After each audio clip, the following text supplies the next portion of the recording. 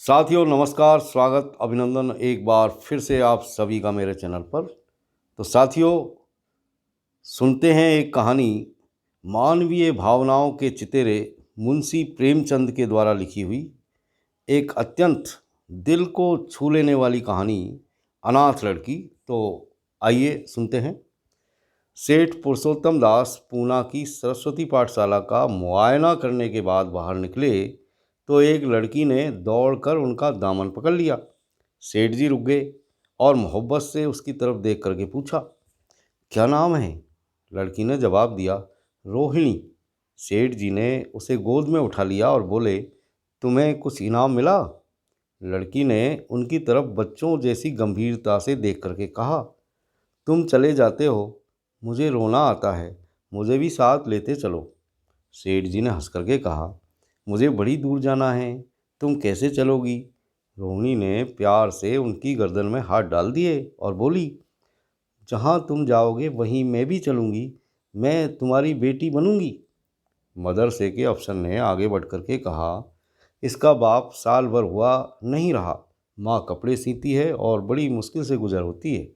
सेठ जी के स्वभाव में करुणा बहुत थी। यह सुनकर उनकी आंखें भर आई।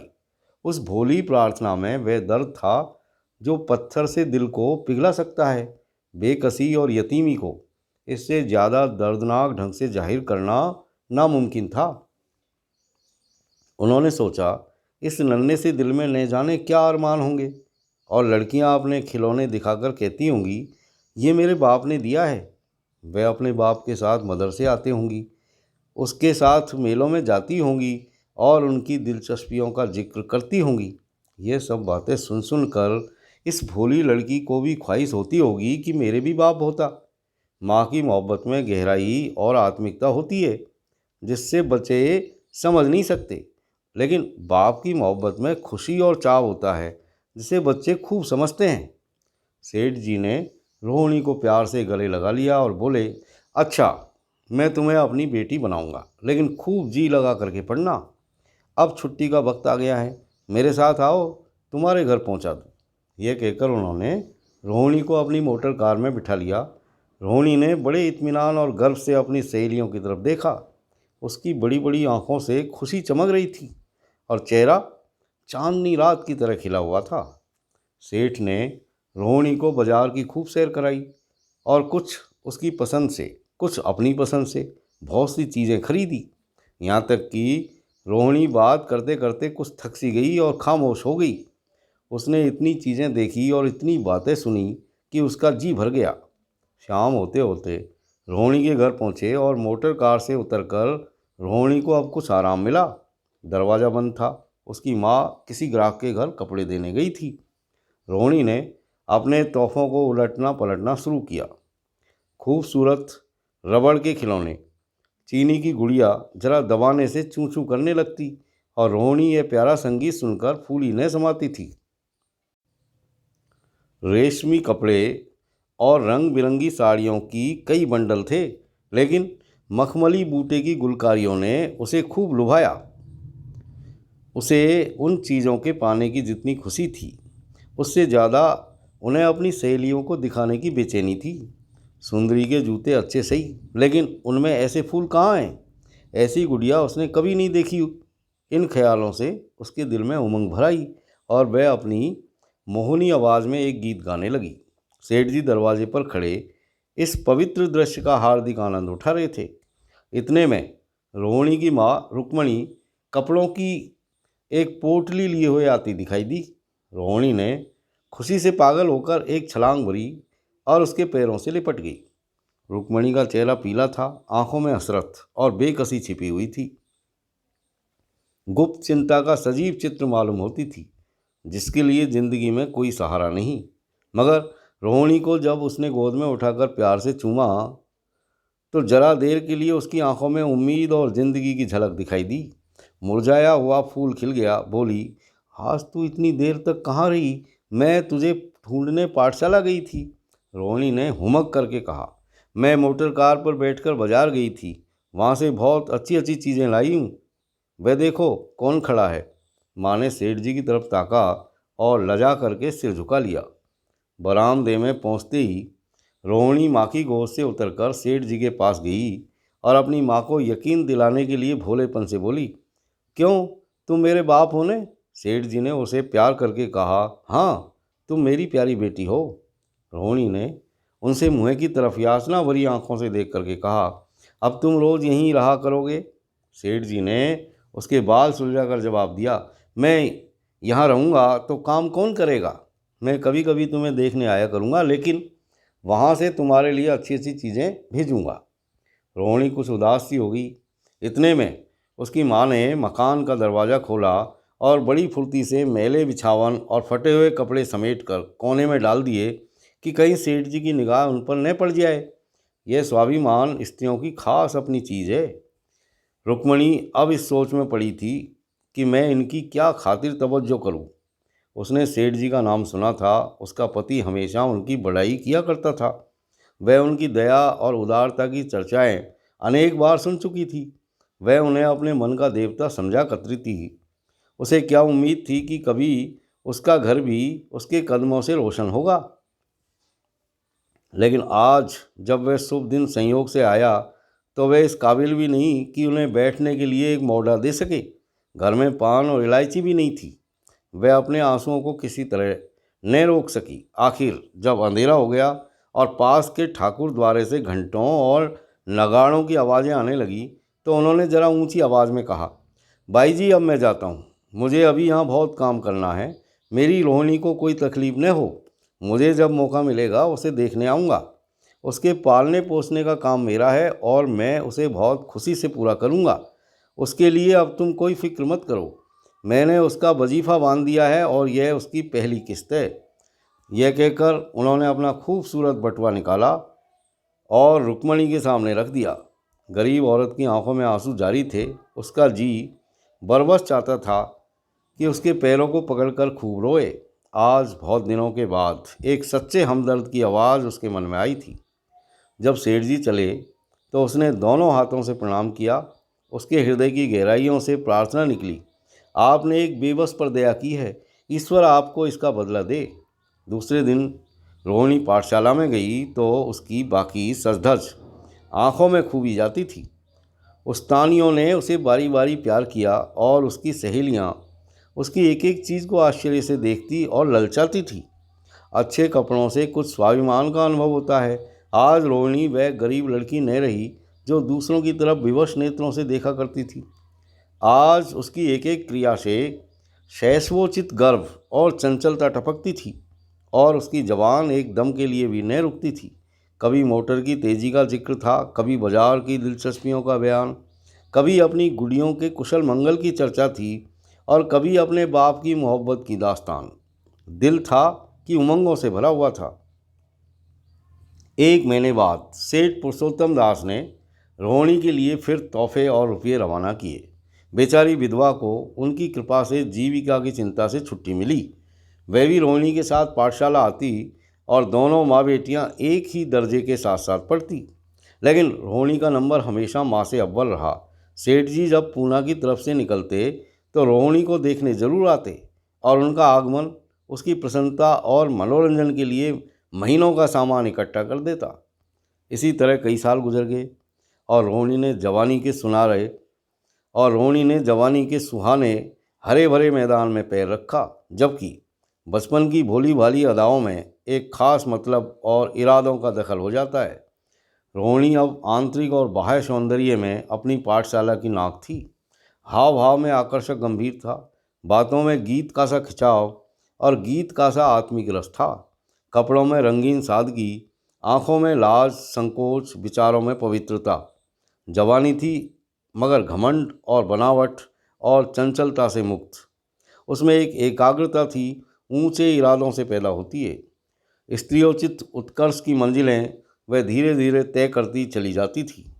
सेठ जी के बड़े बेटे नरोत्तम दास कई साल तक अमेरिका और जर्मनी की यूनिवर्सिटियों की खाक छानने के बाद इंजीनियरिंग विभाग में कमाल हासिल करके वापस आए थे।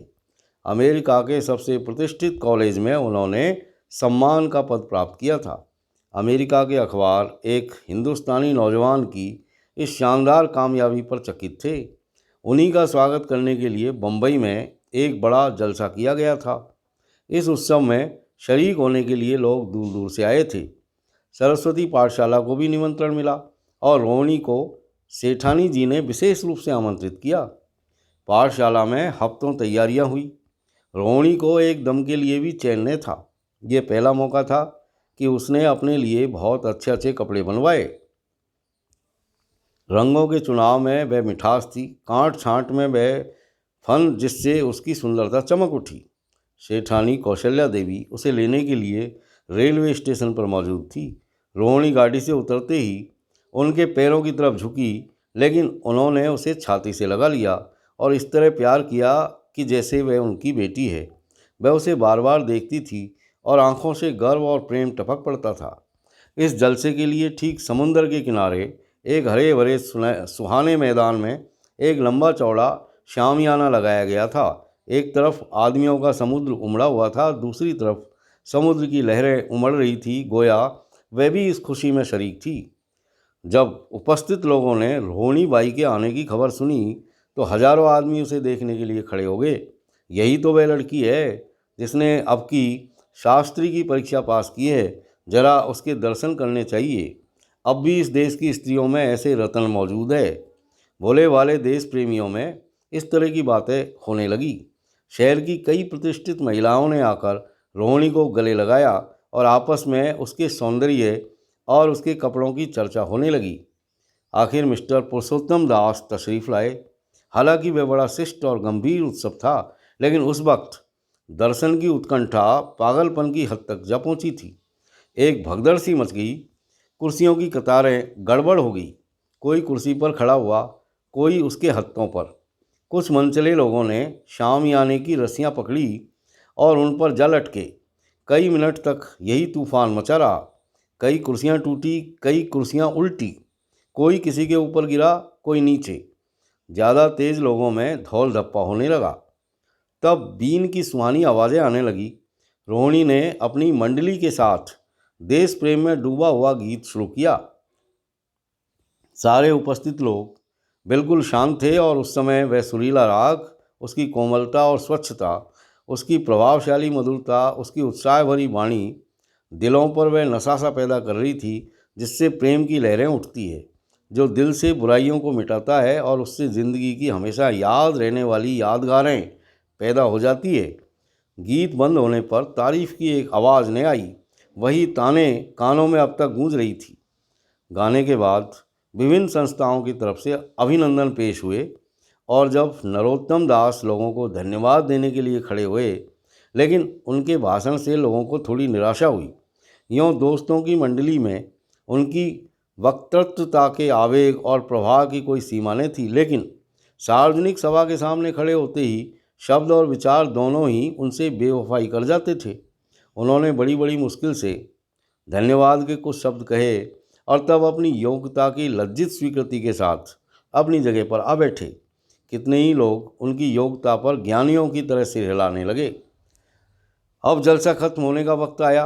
वह रेशमी हार जो सरस्वती पाठशाला की ओर से भेजा गया था, मेज़ पर रखा हुआ था। उसे हीरों के गले में कौन डाले? प्रेसिडेंट ने महिलाओं की पंक्ति की ओर नज़र दौड़ाई। चुनने वाली आँख रोहिणी पर पड़ी और ठहर गई। उसकी छाती धड़कने लगी, लेकिन उत्सव के सभापति के आदेश का पालन आवश्यक था। वह सर झुकाए हुए मेज़ के पास आई और कांपते हाथों से हार को उठा लिया। एक क्षण के लिए दोनों की आंखें मिली और रोहिणी ने नरोत्तम दास के गले में हार डाल दिया।